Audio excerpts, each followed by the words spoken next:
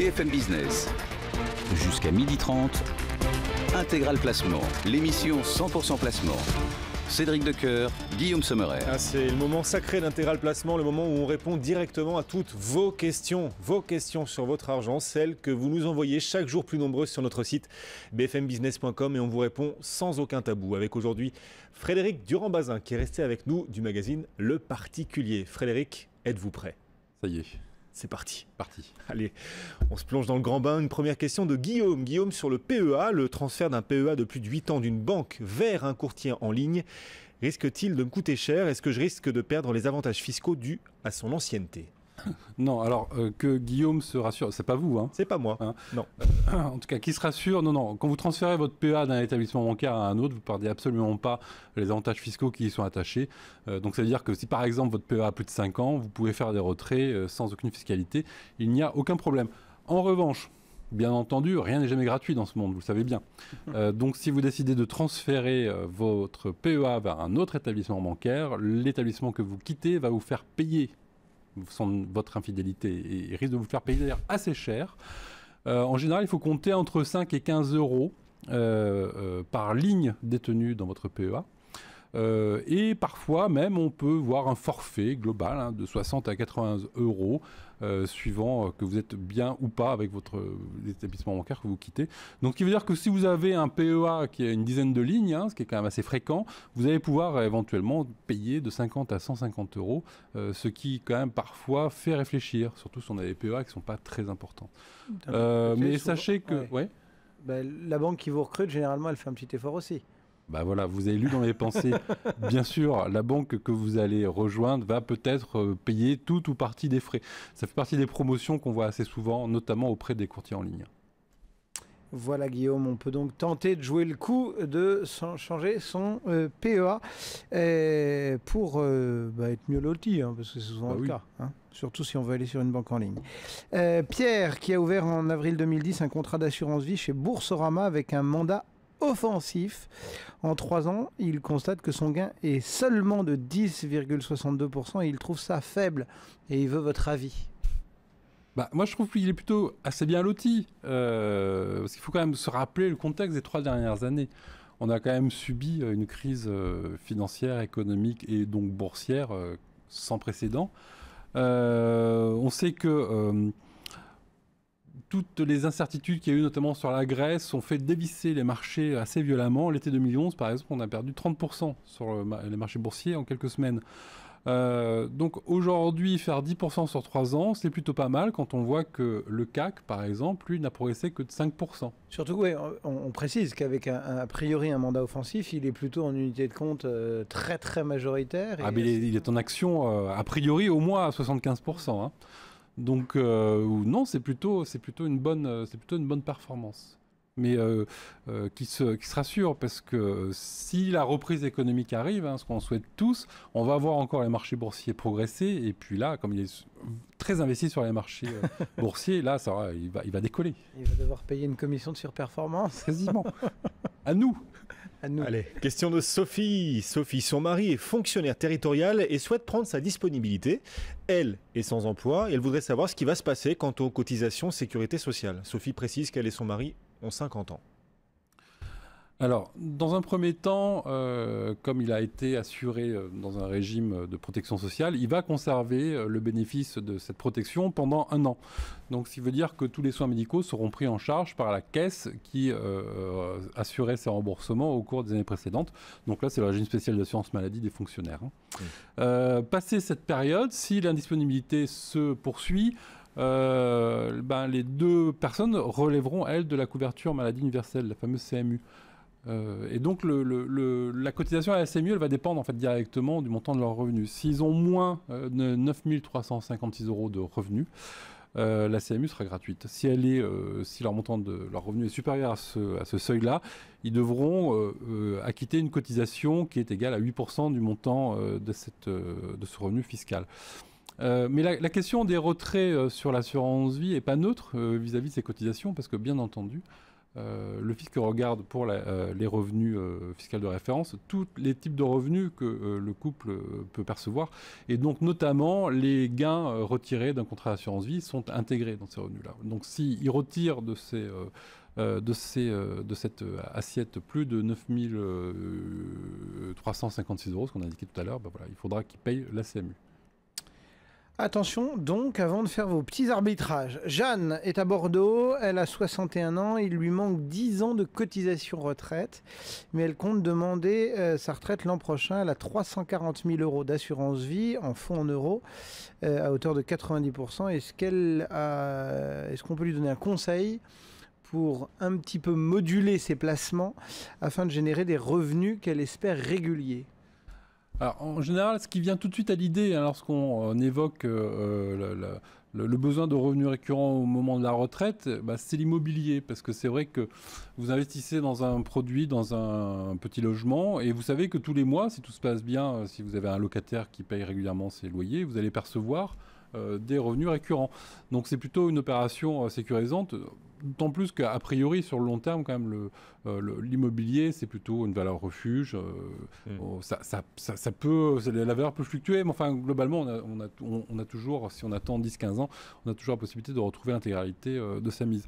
Bon, mais là, sauf que comme elle a 61 ans et qu'a priori, elle va prendre sa retraite rapidement, elle n'aura pas le temps de mettre en place ce type de dispositif parce que ça ne produit des revenus qu'à partir du moment où on a fini de rembourser le crédit. Et la plupart du temps, on achète à crédit un prêt immobilier. Alors là, elle a 340 000 € sur son contrat d'assurance vie. Eh bien, la meilleure solution, sans doute, à ce moment-là, c'est qu'elle fasse des retraits réguliers sur son contrat d'assurance vie. Et dans la mesure du possible, sans toucher au capital. Donc, c'est-à-dire qu'elle se borne à ne retirer que le montant des intérêts procurés chaque année par le contrat. Si on peut faire une estimation assez rapide, si on est sur une base prudente de 2% net de fiscalité, elle pourra obtenir 6 800 € de revenus complémentaires par an, donc c'est-à-dire à peu près 570 € par mois, sans toucher au capital. Donc en cas de coup dur, elle pourra toujours puiser sur son contrat. Voilà comment on peut ajuster un petit peu le tir, Jeanne, pour votre question liée à votre retraite. Guillaume. Allez, une autre question de Christophe. Christophe qui a ouvert en 2011 un compte évolutif au CIC. Il a versé dessus 400 €. Les taux sont supposés s'améliorer année après année, sauf que Christophe, dans les faits, il constate que ce n'est pas le cas. Il a notamment perçu cette année moins d'intérêt que l'an dernier. Il se demande à quoi c'est dû, si c'est dû par exemple au taux d'imposition. Alors, c'est pas impossible. Alors, on va peut-être quand même rappeler pour nos auditeurs ce que c'est que le compte évolutif du CIC. En fait, c'est tout bêtement un compte à terme d'une durée de 5 ans pour lequel le taux qui est servi, le taux d'intérêt, progresse d'année en année. Donc, ça récompense en fait la fidélité. Donc oui, normalement, à toute chose égale par ailleurs, le montant des intérêts perçus l'année 2 devrait être supérieur au montant des intérêts perçus l'année 1. Mais il se trouve qu'effectivement, la fiscalité s'est sensiblement durcie. En 2011, on payait 19% de prélèvements forfaitaires libératoires plus 12,30% de prélèvements sociaux, c'est-à-dire 31,30% au total. En 2012, ces prélèvements forfaitaires sont passés à 24% et les prélèvements sociaux sont passés à 15,5%. Donc ça veut dire qu'aujourd'hui, sur les revenus de 2012, ils ont payé 39,50%. Mais toutefois, malgré cette hausse de la fiscalité, d'après les données que nous indique Christophe, on est un peu étonné par le fait que les revenus aient quand même autant baissé. Donc peut-être qu'un coup de fil à son conseiller, à la CIC, ne serait pas inutile pour comprendre la raison. Et on continue à répondre à vos questions en compagnie de Frédéric Durand-Bazin du magazine Le Particulier. Et c'est une question sur le PEA PME annoncé par François Hollande. Est-ce que ça va changer quelque chose au PEA de Pierre-Jean qui nous écrit de Paris ? Alors, en fait, ça ne va pas changer fondamentalement les choses pour lui. Son PEA va rester le même. Ce qui va changer significativement, c'est d'abord, dans un premier temps, le plafond de versement. Aujourd'hui, vous avez le droit de verser jusqu'à 132 000 € sur votre plan d'épargne en action. François Hollande a indiqué que ce plafond serait porté à 150 000 €. Donc ça vaut pour tous les plans, y compris ceux qui ont déjà été ouverts avant l'annonce. Alors, Après, l'autre mesure, effectivement, c'est cette fameux PEA-PME. En fait, c'est la presse qui l'a appelé comme ça, PEA-PME. Pourquoi ? Parce que tout simplement, au-delà de ce plafond de 150 000 euros, il sera possible d'investir 75 000 euros supplémentaires dans des actions ou des parts sociales de PME. Donc, c'est les petites ou moyennes entreprises. Donc, c'est les entreprises qui font moins de 250 salariés et dont le chiffre d'affaires est inférieur à 50 millions d'euros. Ou dans ce qu'on appelle désormais les entreprises de taille intermédiaire, les fameuses ETI, dont vous avez sans doute entendu parler. Et cette fois, c'est des entreprises un peu plus grandes. Elles font moins de 5 000 salariés. Le chiffre d'affaires, il doit être inférieur à 1,5 milliard d'euros. Ça, c'est des règles européennes. En plus, cette possibilité devrait être quand même assez facilitée. Euronext a en effet annoncé qu'il allait créer un compartiment spécial dédié aux PME ETI. C'est un compartiment qui a, dans la même veine que Euronext, notamment que Alternext. Ce sera lancé bientôt, le 23 mai. Va regrouper effectivement toutes les entreprises, toutes les PME ETI, et ça va les inciter à s'introduire dedans avec des frais assez réduits. Et du coup, on sait déjà qu'un certain nombre de sociétés de gestion s'intéressent énormément à ce créneau et qu'on va voir très certainement dans les semaines ou les mois à venir la création de SICAV spécialement investis dans ce type d'entreprise. Il sera d'autant plus facile du coup d'investir dans ces entreprises dans le cadre d'un PEA sans avoir à chercher auprès de ses connaissances s'il n'y a pas des PME ou des ETI dans lesquelles investir. Donc au final, on pourrait investir jusqu'à 225 000 euros dans le cadre d'un PEA. Donc on est quasiment pour une personne seule. Hein, et donc on peut avoir 2 PEA dans le sein d'un couple. Hein, ça veut dire ça va faire 450 000 euros qui pourront comme ça venir grossir dans le cadre de ce plan. Et au bout de 5 ans, vous savez que c'est totalement exonéré d'impôt sur le revenu. Donc c'est quand même un avantage qui est non négligeable et c'est une avancée qu'on peut saluer parce que ça fait quand même longtemps que les actionnaires étaient plutôt mis à mal. Et là, pour une fois, on voit que peut-être que l'actionnaire individuel va pouvoir à nouveau s'intéresser au marché boursier. Oui, ce PEA-PME qui va voir le jour donc dans les prochaines semaines, les prochains mois. Ceci dit, il faut le dire, hein, ce PEA-PME, il est supposé en effet aider au financement des PME, des ETI. Et ça ne profitera qu'aux PME et ETI cotés. Oui. Forcément. Pour le coup, oui. Pour le coup, oui. Allez, on passe à une question de Julie qui, elle, possède justement des comptes titres et elle s'interroge sur la fiscalité des plus-values de son compte titre en 2013. Alors là, la question est intéressante parce que finalement, ça fait le lien avec la question précédente parce que ça, c'est des annonces qui ont été faites par François Hollande la semaine dernière. Vous savez que l'an dernier, il y a ces fameux pigeons qui ont roué dans les brancards et qui avaient à l'époque obtenu un certain nombre de modifications sur la taxation des plus-values boursières. Rappelons quand même pour la petite histoire, jusqu'en 2012, les plus-values sont taxées au prélèvement forfaitaire de 24%, plus 15,5% de prélèvements sociaux. Et dans la finance pour 2013, ces plus-values devaient être intégrées au barème progressif de l'impôt sur le revenu, avec éventuellement un abattement variable suivant la durée de détention de ces titres. Bon, en fait, le dispositif a été voté, mais en fait, il s'appliquera sans doute jamais parce qu'on annonce déjà sa modification dans un sens qui est plutôt positif pour les entrepreneurs et y compris pour l'ensemble des épargnants, parce que finalement, le dispositif va s'appliquer pour tout le monde. Alors, lequel sera-t-il ? On ne touche pas au principe d'imposer les plus-values au barème de l'impôt sur le revenu. Ça, c'est acté. Par contre, les abattements ont été singulièrement revus à la hausse.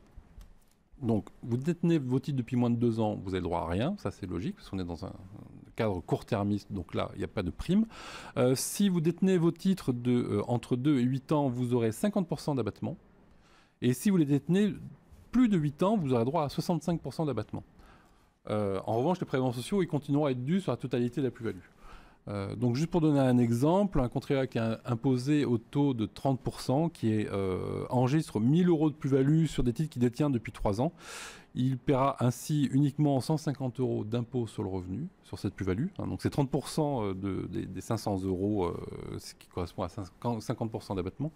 Et il paiera 155 euros de prélèvements sociaux, donc c'est 15,5 sur les 1 000 euros de plus-value. Donc en fait, au final, le régime est beaucoup plus favorable que celui qui était envisagé initialement. Et la bonne nouvelle surtout, c'est que François Hollande l'a indiqué, ce régime sera rétroactif. Donc il concernera l'intégralité des cessions effectuées depuis le 1er janvier 2013. Et bien voilà pour les questions-réponses que vous nous adressez. On rappelle les différents moyens, Guillaume, pour nous écrire. Le mail intégralplacement au pluriel @bfmbusiness.fr, Twitter @intplacement avec un S à la fin, ou bien encore sur notre site internet, Guillaume. Et on remercie Frédéric Durand-Bazin, rédacteur en chef du magazine Le Particulier. On se retrouve mardi prochain, Frédéric. Voilà, bon pont et à la semaine prochaine. Ah oui, et nous on sera là, Intégral Placement, demain, après-demain, jour férié ou pas, on sera là en direct parce que les marchés seront ouverts et on sera là pour vous apporter de nouveaux conseils sur votre argent. On vous souhaite un bon pont, Frédéric, un bon viaduc. Et à la semaine prochaine.